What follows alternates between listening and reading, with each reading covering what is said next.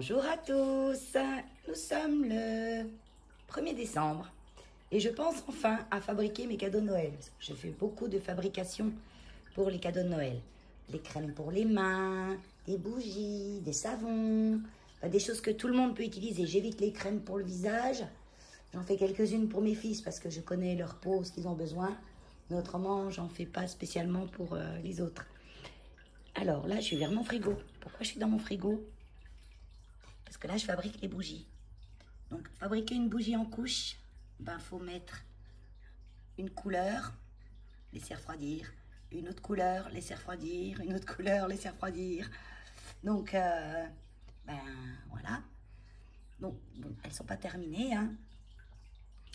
Et ben, je continue, vous voyez, c'est un peu le bazar. Voilà, j'ai les fragrances, les huiles essentielles, parce que c'est des bougies parfumées, bien sûr. J'ai ma cire de soja. Donc, je rajoute de l'acide stéarique. Donc là, je la fais fondre pas fort dans ma casserole. C'est vraiment doucement, doucement. Parce qu'il me faut que la température... Et c'est là qu'on a encore besoin... Ah oui, ça fait des petits cris de temps en temps. J'ai fermé la porte. Faut que la température, elle dépasse pas trop 60 degrés. Parce que sinon, ben, quand vous mettez les huiles essentielles, les fragrances, beaucoup de ces huiles et de ces fragrances, au-dessus de 50 degrés, ben, pouf, l'odeur, c'est... Au-dessus de 50 degrés, certaines fragrances, quand vous mettez votre fragrance dans votre cire qui est chaude, ben en fait, toute l'odeur se neutralise. Voilà, c'est ce qu'on appelle le point éclair. Il y a une fausse rumeur qui dit que le point éclair, c'est si vous mettez cette fragrance dans une bougie, qu'elle va chauffer à plus de 60 degrés, elle va brûler, elle va prendre feu. Non, elle ne va pas prendre feu. C'est juste que ben, l'odeur va partir vite. Voilà. Et quand on fait fondre la bougie avec la cire de soja, elle n'a pas besoin d'un gros point éclair, la cire de soja, pour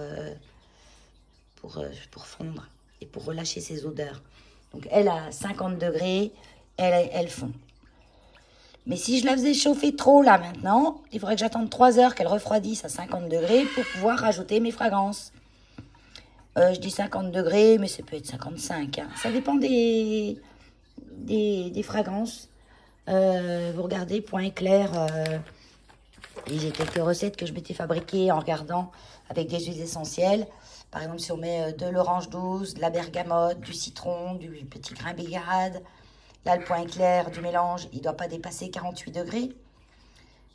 Sinon, ben, quand vous mettez ça, ben, ça, pouf, ça s'en va. Parfois, c'est beaucoup plus. Comme là, c'est 67 degrés, donc c'est très élevé. Parce que certaines huiles, elles ont un point éclair tellement élevé que ça augmente celles qui l'ont moins. Enfin, c'est un peu scientifique tout ça, mais bon, voilà, moi je comprends maintenant. J'ai passé beaucoup de temps à étudier la chose et voilà, par exemple, si je mets de la lavande vraie, de la marjolaine à coquille et de la bergamote, j'ai un point éclair à 58 degrés. Donc je suis large, et là à 67, je suis encore plus large. Les fragrances que j'achète spéciales bougies, j'en ai acheté une fois, là j'en ai pas racheté parce que j'attends les soldes hein, tout le temps. C'est sur le site Terre de Bougie. Donc Terre de Bougie, eux, ils font des fragrances spéciales bougies où on peut avoir une cire assez chaude avant de les mettre. Mais en principe, avec la cire de soja, comme je vous dis, elles font à 50 degrés et quelques, vous voyez. On peut quand même utiliser pas mal de fragrances et d'huiles essentielles. Alors les colorants, ça je les prends chez Terre de Bougie. Est-ce qu'on voit là? Non, il y a juste là qu'il y a une étiquette. terre-de-bougie.com. Et en fait, ça c'est de la cire qui est colorée. Et c'est des vrais colorants à bougie. C'est-à-dire ils ne se dénaturent pas, ils n'empêchent pas la bougie de brûler. Une fois, j'avais essayé avec des pastels. Des pastels, vous savez, qu'on écrit pour les enfants. Et des pastels à l'huile, hein, pas des pastels craie. Et... ben, si j'en mettais trop, ça avait tendance à empêcher ma cire, de bien imprégner la mèche et de brûler. Donc, il fallait toujours que j'en mette pas trop. Juste la dose de ce qu'il fallait. Et là, par contre, je peux mettre autant que je veux, faire autant foncé. Je mélange les couleurs. Comme ça, j'ai atteint du vert tout à l'heure avec en mettant le bleu et le terracotta. C'est un jaune. J'ai du gris, j'ai du fuchsia, j'ai du noir. Et ça fait des lustres que j'ai ça. C'est un investissement de départ, mais vous avez ça des années. Parce que vous mettez une petite paillette dans un petit pot comme ça. Ça colore vachement. Et là, j'en ai encore, et ça ne s'abîme pas. C'est toujours... ça ne s'abîme pas du tout. Il y a tellement longtemps que je les ai que c'est tout effacé. Heureusement, j'avais écrit avec un vrai crayon. Parce que tout ce qu'il y avait sur l'étiquette, c'est effacé. Et un sachet, c'est pour 4 kg de cire. Après, si vous voulez des couleurs plus pastel, vous en mettez moins. Si vous voulez des couleurs plus costauds, vous en mettez plus. Voilà, plus saturé, vous en mettez plus. Mais c'est tout con, moi. C'est tout con. Et on a des bougies, en fait, qui sont un peu plus naturelles que celles qui vendent dans les magasins. Parce que c'est des huiles essentielles naturelles, biologiques. Il n'y a pas de toute la cochonnerie qu'ils peuvent mettre dans les bougies qu'ils vendent. Hein. D'ailleurs, c'est tellement de cochonneries qui dedans qu'ils vous disent allumez la bougie, ouvrez la fenêtre. Aérez après l'usage, ne laissez pas allumer plus d'1 heure, etc., etc. Et c'est surtout pas bon. Nous, on a l'habitude des produits chimiques, hein, donc on est conçu pour. Mais c'est surtout pas bon pour les animaux. Et d'ailleurs, en parlant d'animaux, pour les chats, si vous avez des chats, beaucoup, je suis sûre, d'entre vous ont des chats, n'utilisez jamais, mais jamais, d'huile essentielle dans votre maison pour désodoriser ou mettre dans une bougie ou dans un diffuseur de parfum. Et contrôlez toujours qu'il n'y a pas de phénol et d'aldéhyde dedans. Vous voyez, marqué dangereuse pour les chats. Donc que ce soit les huiles essentielles ou regardez les étiquettes de ce que vous achetez. Parfois, ils ne marquent pas tout. Le citron aussi. Ils n'aiment pas les animaux, le citron, ils n'aiment pas. Et moi, j'ai commencé à faire mes bougies moi-même, justement, quand j'ai eu mes perroquets. Parce que j'ai toujours aimé mes bougies parfumées. Et quand j'avais été faire ma formation pour les perroquets, il m'a dit, ça, les bougies parfumées des magasins, vous oubliez. Vous oubliez. Et même les bougies que je fais, faut pas qu'ils soient dans la pièce quand je les allume, quoi. Parce que même ça, ils sont hypersensibles à tous les... Mais au moins, on sait ce qu'on achète, quoi. Donc moi, là, j'ai fait des petits mélanges. Fragrance, huile essentielle. Hein, j'avais de l'oranger, j'ai rajouté un petit peu d'huile essentielle d'orange. Un petit peu de lavande. Hein. La lavande, en principe, il n'y a pas de souci. La lavande, l'huile essentielle de lavande, les fragrances de lavande, vous pouvez l'utiliser, en abuser. Elle est bonne pour tout le monde et tout. Et d'ailleurs, il faut que je me rachète l'huile essentielle de lavande. Parce que là, j'ai du lavandin et c'est un peu plus dilué, en fait. Voilà. Allez, je continue. Bon, elle continue de refroidir avant que je mette mon autre couche. Elle aussi. Parce qu'elle était encore à 65 degrés. Je vais la faire redescendre au moins à 55 à peu près. Et j'ai oublié de vous parler du dosage des huiles essentielles et des fragrances. Donc, environ. On peut être plus, on peut être moins. Mais si vous avez moins, vous aurez moins de parfum. Environ. Le dosage est de 4% pour les huiles essentielles et de 7% pour les fragrances. Si on met huile essentielle plus fragrance mélangée comme moi je fais, je mets à peu près 5%. 5-6%. Donc je regarde, là je suis à 55. Ouais, je vais pas tarder de pouvoir mettre, je vais attendre encore 2-3 minutes. C'est une histoire de patience, hein, mais c'est agréable à faire. Et puis je vais mettre mon petit mélange que j'ai préparé. Donc là j'ai préparé de la fragrance. Laquelle j'ai mis? Je me souviens plus. Ah, j'ai mis fleur d'oranger en fragrance et j'ai rajouté une quinzaine de gouttes d'huile essentielle d'orange. Bah oui, c'est les fêtes.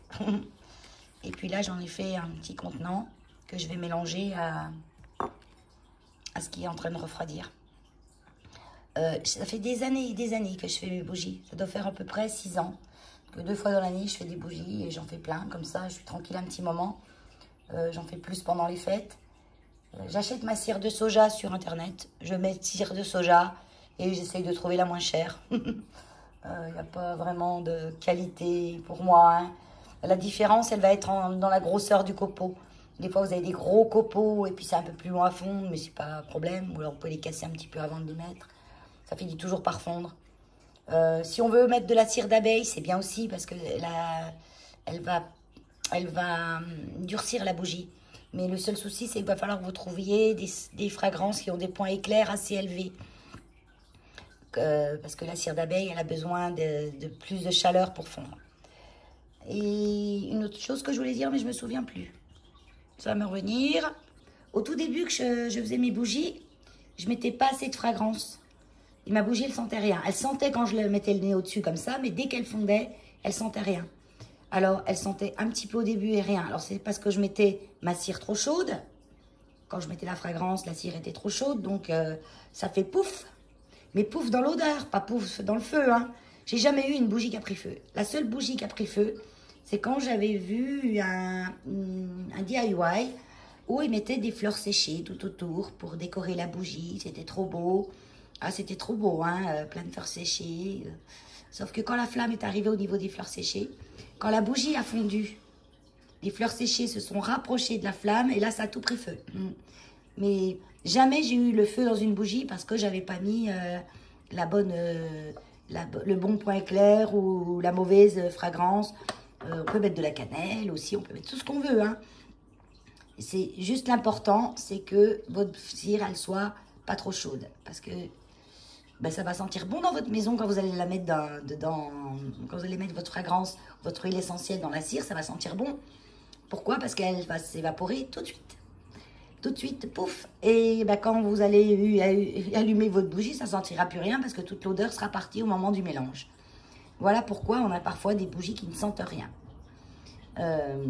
On évite de mettre du vrai parfum, le parfum pour nous, qu'on se parfume, parce qu'il y a de l'alcool. Et là, ça peut prendre feu par contre. Là, on évite. Qu'est-ce qu'on peut mettre aussi? On peut mettre aussi du myristate qu'on trouve sur Internet, sur Amazon, Aromazone. Amazon, Aromazone, comme vous voulez. Le myristate, en fait, quand on le mélange avec notre petit synergie de parfum, il va maintenir un petit peu le parfum. Parce qu'il descend le point éclair de chaque chose. C'est-à-dire qu'une huile essentielle qui a un point éclair, je sais pas moi, à 40 degrés, c'est-à-dire que si vous la mélangez dans quelque chose qui fait plus de 40 degrés, ben, l'odeur va s'évaporer tout de suite. Le myristate, elle va augmenter son point éclair, ça fait qu'elle va sentir plus. Donc là, j'en avais plus, il faudrait que j'en recommande parce que c'est quand même bien d'en avoir. J'ai jamais regardé par quoi on peut le remplacer, mais je crois qu'il n'y a pas grand-chose. Voilà, bon allez, je continue mes petits mélanges. Je vous montre après le résultat, une fois tous les pots remplis, et quand ça sera tout refroidi, je vais nettoyer les pots, parce que vous voyez, ça, parce que moi je les pends, voilà. Et je vais les décorer un petit peu pour certains. Pour mes fils, non, parce que le contenant, ils s'en fichent. Qu'est-ce qu'il y a dedans qui est important.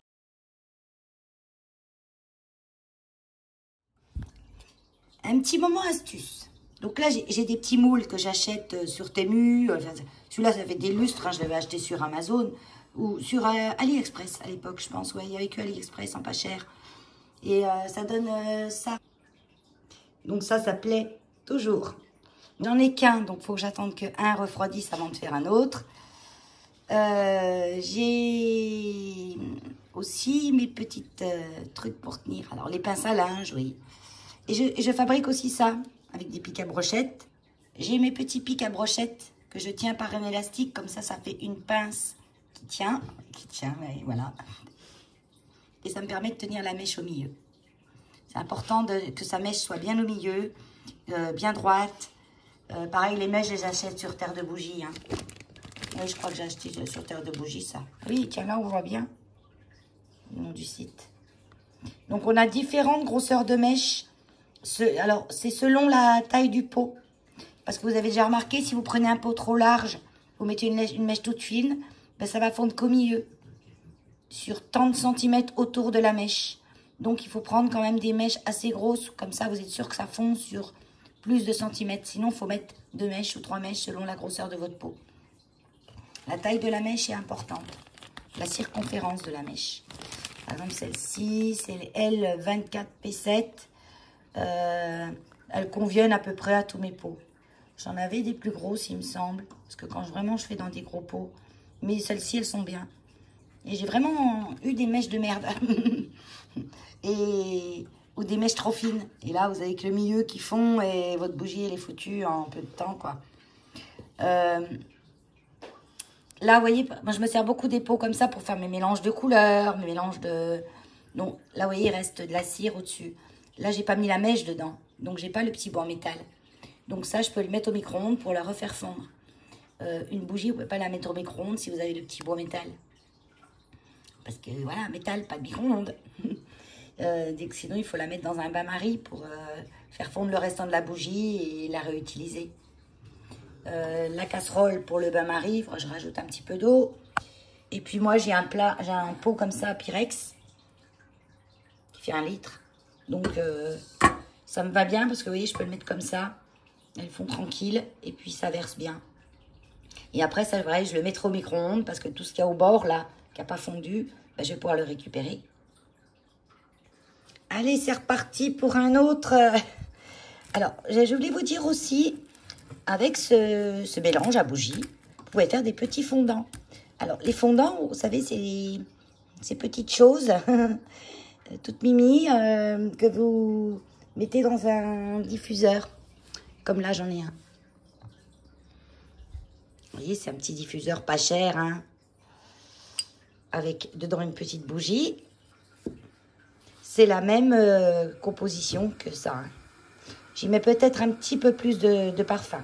Je dois mettre au moins, où je mettrais là 6 ou 7% de parfum, de fragrance ou d'huile essentielle. J'en mettrai 10 là-dedans. Et après, j'ai des moules en silicone.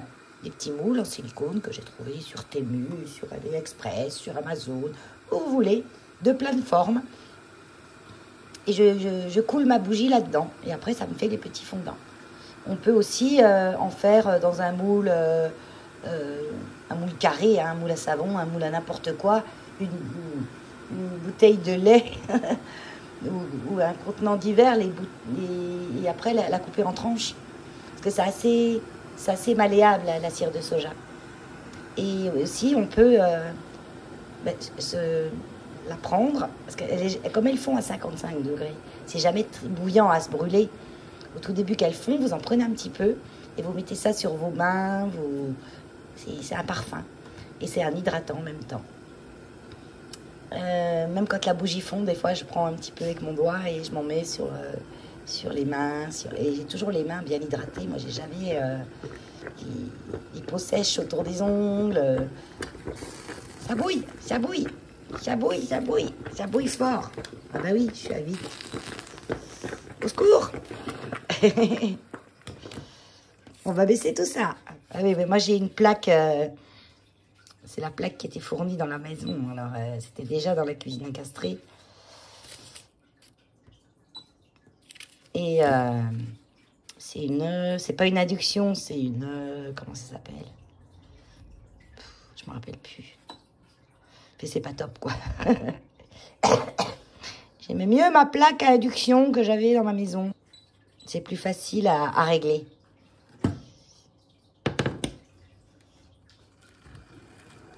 Alors que là, du coup, ça m'a fondu même le haut. Hein. Je vous conseille de mélanger. Ça fond plus vite quand on parpouille. Parpouille, oui.